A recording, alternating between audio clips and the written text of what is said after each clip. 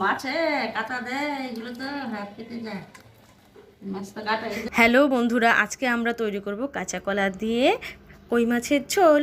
তার জন্য প্রথমে আমরা কাঁচা কলা কেটে নিয়েছি, তারপর কড়াইতে তেল দিয়ে আমরা নুন, হলুদ, মরিচের গুঁড়া দিয়ে কই মাছটা এবং কাঁচা কলাটা সুন্দর করে মেখে তারপরে কড়াইতে ভেজে নেব।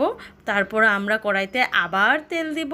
তেল দেওয়ার পরে ওটাতে কী দিব, গোটা জিরা দেব, আমরা তেজপাতা দেব আর এলাচি দারচিনি দিয়ে তারপরে এটার মধ্যে মশলাগুলো দিয়ে দিব। যেমন মশলার মধ্যে লাগছে তোমার হলুদের গুঁড়া, মরিচের গুঁড়া, জিরার গুঁড়া, কাঁচা লঙ্কা, নুন, এগুলো দিয়ে তারপর জল দিয়ে একটুখানি সুন্দর করে আমরা কাঁচা কলা দিয়ে কষিয়ে নেব। কষিয়ে নেওয়ার পর তারপর আমরা আবার জল দিয়ে দিব। তারপরে এখানে কই মাছ ঢেলে দেব। 10 মিনিটের জন্য আমরা ঢেকে রাখবো, তারপর নামিয়ে ফেলবো। বাস, তৈরি হয়ে গেল আমাদের কাঁচা কলার কই মাছের ঝোল। তোমরা অবশ্যই ট্রাই করবে।